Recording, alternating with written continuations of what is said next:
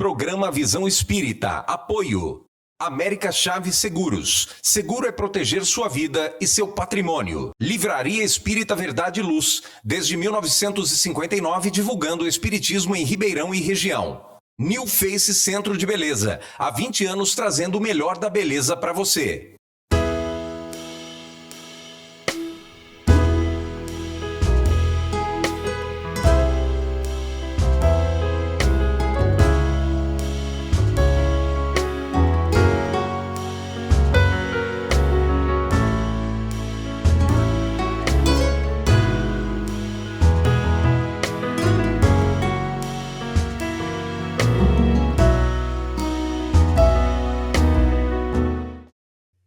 O programa Visão Espírita continua uma agradável conversa fraterna, inspiradora, com Vitor Hugo, um jovem de 25 anos que trabalha no Instituto São Francisco de Assis, da cidade de Carmo do Paraíba, em Minas Gerais. Hoje ele reitera a conversa conosco. Bem-vindo ao programa, Vitor Hugo. É uma alegria estarmos juntos uma outra vez, e os nossos votos, apesar disso, são os mesmos, que o Mestre nos abençoe para que a gente reflita e aprenda juntos. No nosso último programa, você fez uma consideração muito original, né? Você disse que tem um pouco, né, da rede social, daquilo que Deus nos orienta sobre as escolhas, né? Que a rede social vai mais ou menos por esse mesmo caminho. E nós conversávamos sobre a depressão, né? E a depressão e as suas consequências. São jovens que se mutilam, são alto índice de suicídios. Tudo isto impacta a sociedade de um modo geral e chama muito a atenção quando chega e temos aquilo que está ligado diretamente à juventude, a esse momento de ascensão, de desenvolvimento, né? Como refletir sobre este assunto, Vitor?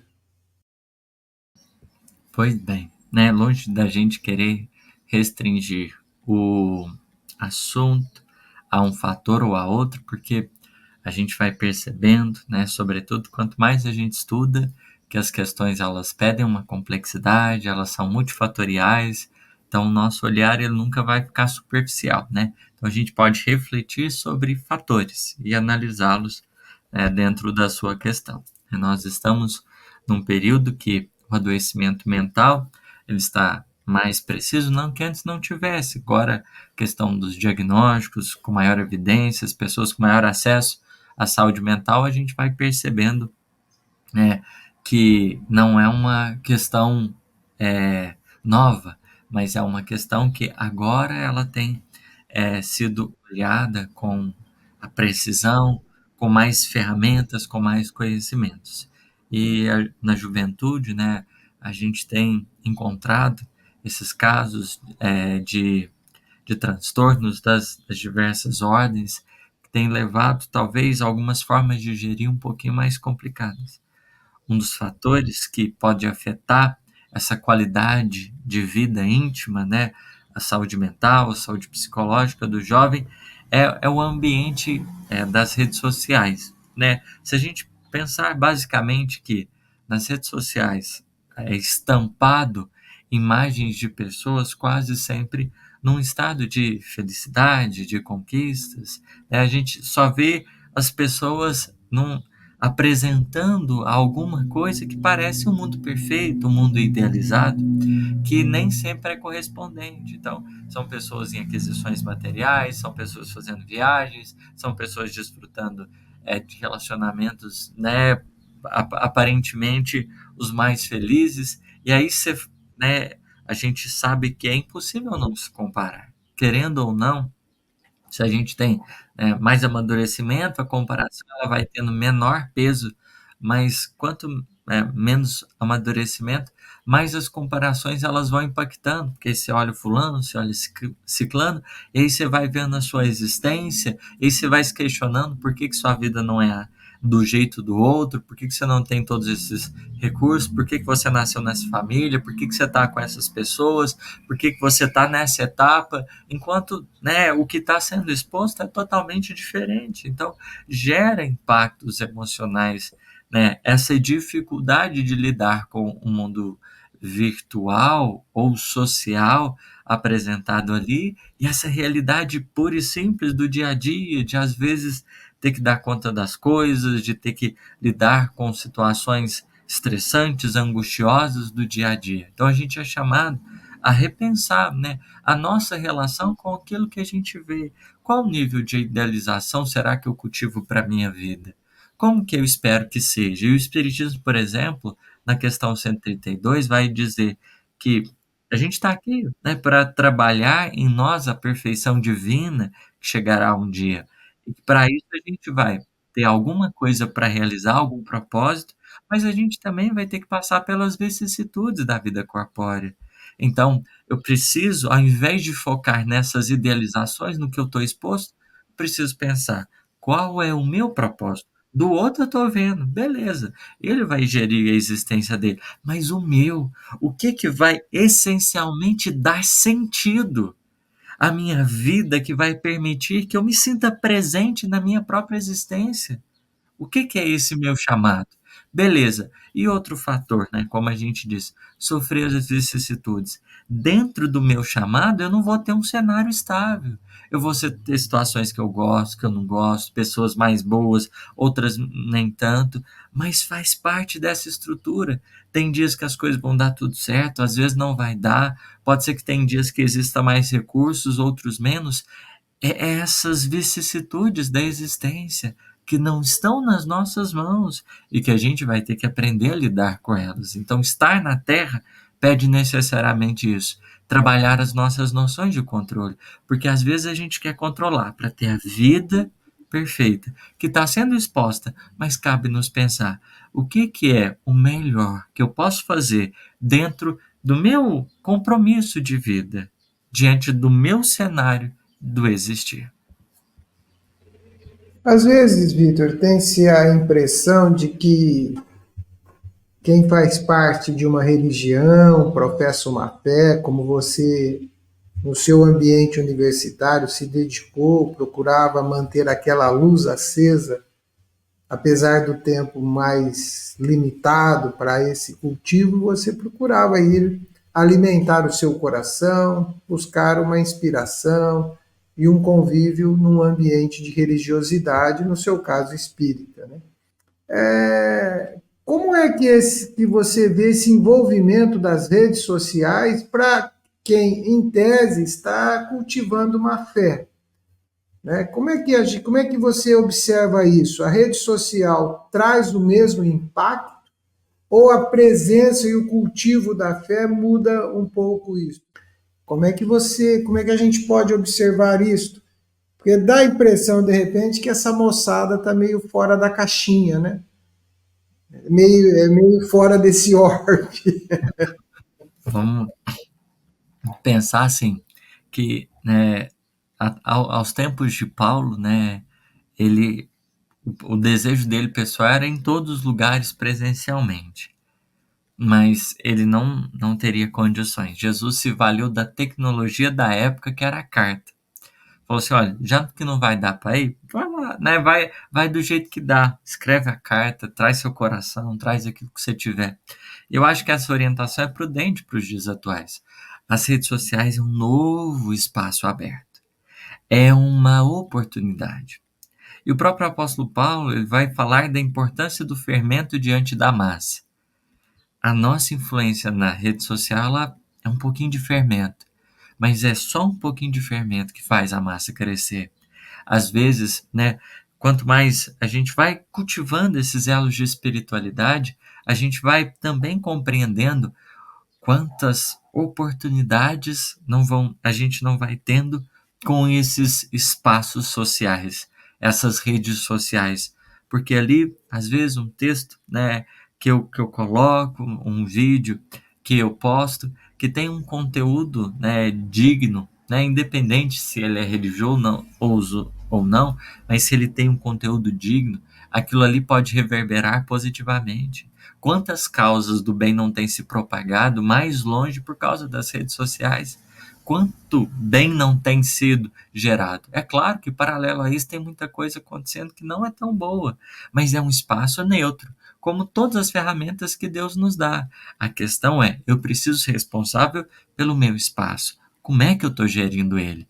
Que tempo que eu estou dando? Porque aí o mal não estaria nas redes sociais, mas essencialmente em como eu lido com ela, como eu a enxergo, né, e o tempo que eu vou priorizando nesses espaços. Porque, infelizmente, às vezes a gente perde a mão, às vezes a gente esquece aí de entender que tem hora para tudo, e tem horas que é para não estar, né? Só que é viciante. Então, a dependência hoje de telefone, né, de você estar em contato, saber o que está acontecendo, é muito grande.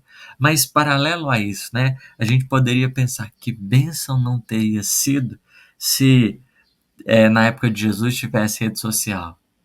E aí o pessoal tivesse filmado, fotografado, feito texto, um monte de coisa. Gente, seria extraordinário a gente pegar fresquinho hoje, né? Muitos olhares, porque os evangelhos foram isso. É a tecnologia que deu ali para usar para ficar para a vida. Então, a gente teria, não, imagina o Chico lá, né? Com tanta gente que ele conversou, né? Coisas mais fotografadas, mais guardadas, mais expostas, a gente ia ganhar muito. Eu acho que todos nós gostaríamos de estar nesses ambientes com esses corações maduros que trouxeram tanto de vida na simplicidade das experiências, né? A gente teria um outro contato, né? A rede social, ela tem a sua importância. Às vezes a gente está distante de alguém, é bom ver uma fotinha, ver uma memória, né? Ver o que o outro tá realizando. Então, a questão é como eu enxergo, como eu olho, porque não precisa ter esse peso, mas eu preciso entender limite e momento. Porque se a gente não entende essas duas coisas, a gente se complica. Por falar em se complicar, né, vamos entrar numa outra conversa, né, um tanto complexa, né, que você já tocou no programa anterior, né, dos momentos, dos estágios, né, e daquilo que geram ruídos e conflitos familiares, né.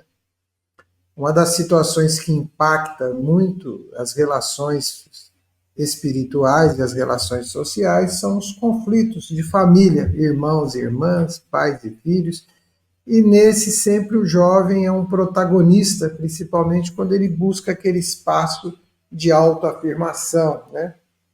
O jovem religioso, seja ele de qual crença, ele também tem conflito familiar, ele também tem problema em casa. Não vamos falar um pouco da nossa proximidade, os nossos jovens cristãos, espíritas, eles têm problemas, têm conflitos, têm situações difíceis, ou a religião e a fé inibe esse problema? Eu creio que pontos de tensão nas relações é natural, independente se a gente tem ou não uma perspectiva religiosa. A questão é o depois, e é esse a grande questão, né, do espiritismo, a grande questão da bagagem espiritual que a gente vai construindo, porque vai nos ajudar, né? Ajuda a evitar, mas quando tiver, ajuda a tomar uma nova direção, porque vamos pensar no evitar. Tem muitas coisas que não precisam eclodir, tem muitas coisas que não precisam vir à tona, mas quando for vir à tona, como for como for se arranjar ou reajustar, aí a gente tem uma bagagem. Porque vamos imaginar assim, como eu enxergo a minha família, né? Se eu entendo que eu estou num lar, caí de paraquedas, né? Meio sem endereço e vim parar aqui com a mãe que não me ama, com o pai que não me quer, né? Com um ambiente que não me permite fazer nada, e para mim é só isso, né? Talvez fique difícil a gente pensar em realmente, nossa, será que eu preciso olhar para o meu pai diferente? Será que eu preciso olhar para minha mãe diferente? Será que eu preciso entender os meus irmãos e os meus familiares de maneira diferente? Se eu não tiver, às vezes fica assim muito banal. Então, a gente às vezes se fecha com uma maior com uma maior força, e esse fechamento, às vezes, ele nos prejudica muito. Mas eu posso, né, ficar chateado com meu pai, com minha mãe? Às vezes pode, porque eles podem tomar decisões que não são as melhores, às vezes pode também, né? Pensar no jovem não é pensar que ele sempre vai ser o problema, porque às vezes existe essa concepção, nossa, tá na juventude, vai dar só problema, não. Às vezes os pais estão com um comportamento inadequado, então existe coisas a se repensar dentro dessas experiências diárias, mas dentro de tudo isso, né, numa perspectiva mais profunda, a gente vai valorizando a dádiva da vida, tá? Às vezes o meu pai não pode dar o que eu gostaria, ou não ser a figura presente que eu queria, mas ele também está aprendendo. E, né, eu não consigo, né, determinar o que ele vai fazer ou deixar de fazer, mas eu posso ser grato por ele ter me dado a dádiva do existir. Às vezes a minha mãe é castradora, controladora, ela não me dá espaço, não deixa eu respirar, ter as minhas escolhas, fazer, mas eu quero ter o meu espaço, tudo bem, é algo digno a gente querer pensar sobre si, repensar, né, o caminho, além do que os pais pretendem, tá tudo certo, né? A questão é, para isso, eu não tenho a necessidade de descartá-los. Eu não tenho necessidade de fechar as portas para eles, falar, eles não precisam mais me ajudar, eu não preciso deles. A questão não é de estabelecer cisões. Então, eu acho que o que mais dignificador, né, o pensamento, né, religioso, quanto essa contribuição espiritual, vem a gente mostrar, eu posso ser eu, mas eu não preciso descartar meus pais. Eu posso me rearranjar dentro dos espaços, ouvi-los, tanto quanto falá-los. E é dentro dessa busca por ouvir e falar, do diálogo, né, onde eu vou entendendo que eles podem, são importantes na minha vida, é que as coisas vão caminhando de maneira mais harmoniosa. Se a necessidade da gente fechar as portas, falar assim, eu não converso mais com ele, não preciso mais dele, eu vou sair de casa, isso. Não são cisões que a gente vai criando, rompimentos com a gente mesmo. Isso prejudica as nossas relações futuras, isso prejudica o que a gente vai fazer, porque tem feridas abertas que precisam ser cuidadas. Então, esse olhar, né, nos ajuda a lidar melhor com esses momentos de desafio.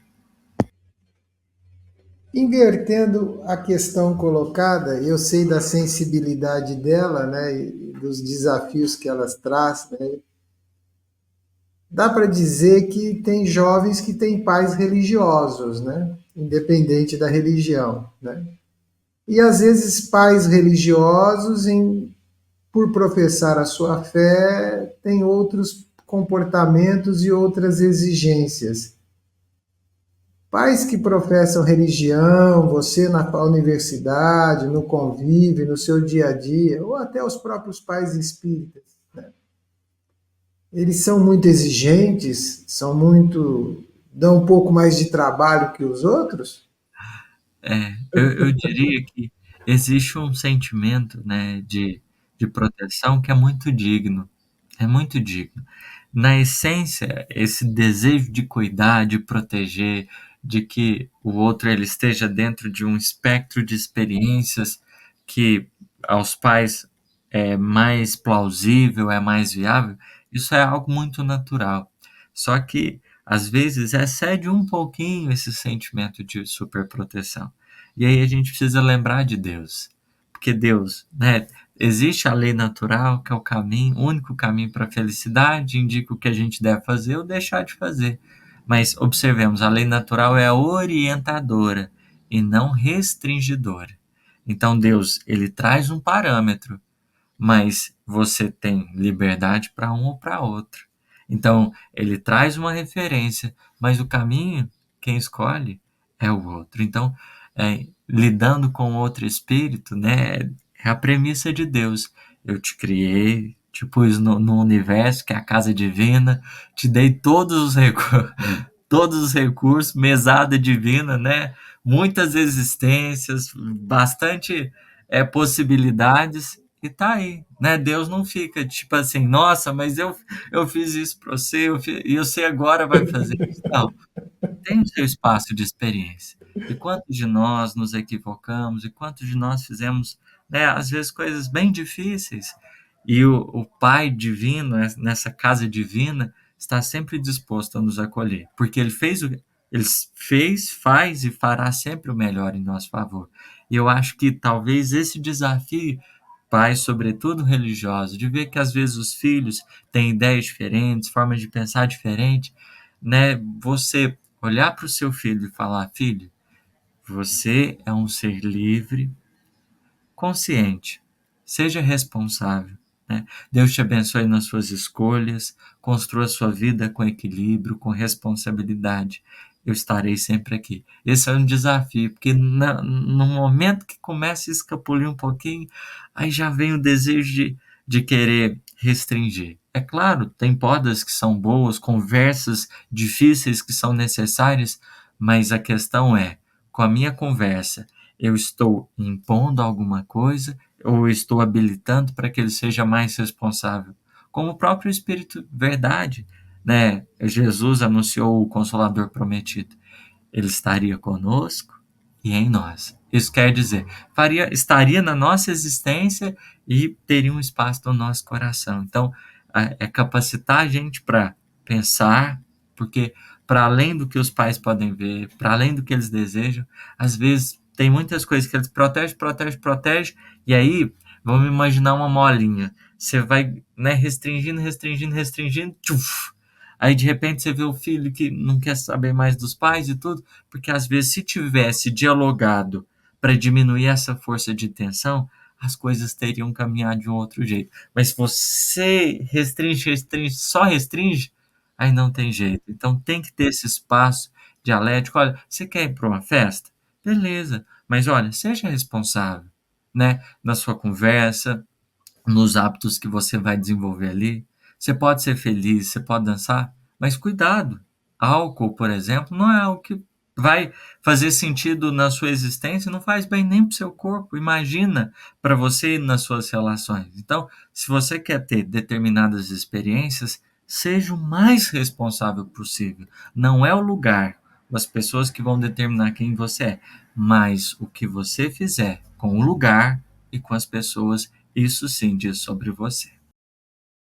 Vitor, o programa Visão Espírita agradece esse bate-papo esclarecedor, né? Essa conversa fraterna, esperando reencontrá-lo brevemente em outra oportunidade. Sabemos da sua agenda, dos seus compromissos, do seu corre-corre. Muito obrigado por você ter aceito o convite para essa conversa fraterna.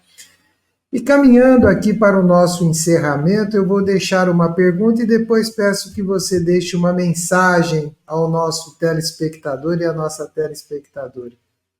Os jovens têm festas hoje das mais diversas, né? Que vão de todos os tipos de festa.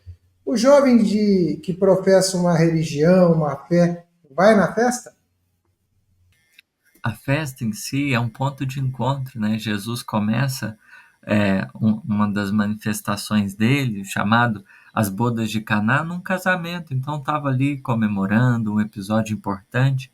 A questão não é o lugar, né? Como a gente disse, é o sentido que a gente vai dar a ele, né? A postura que a gente vai ter. Porque a gente pode estar dentro de casa xingando um familiar, como pode estar numa festa respeitando o outro. Então, o que vai pesar mais? É o descompromisso moral em casa ou a respeitabilidade no espaço público, né? Se a casa divina é tudo, né? Naquele ambiente haverá a presença divina, espiritualidade, a trabalhar, a orientar. A grande questão é, o que eu estou fazendo ali dentro?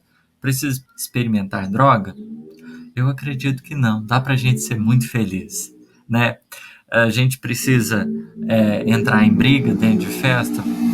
Não tem necessidade. A gente vai se envolver com companheiros e companheiras de outras pessoas, né, para gerar ali tensões, desenvolver às vezes determinados comprometimentos grupais, não tem necessidade. Então, assim, dentro do escopo de oportunidades que a vida nos traz, é justo que a gente avalie nosso compromisso pessoal. Eu posso me divertir sem me alterar, sem nada, né, nenhuma substância ou outra.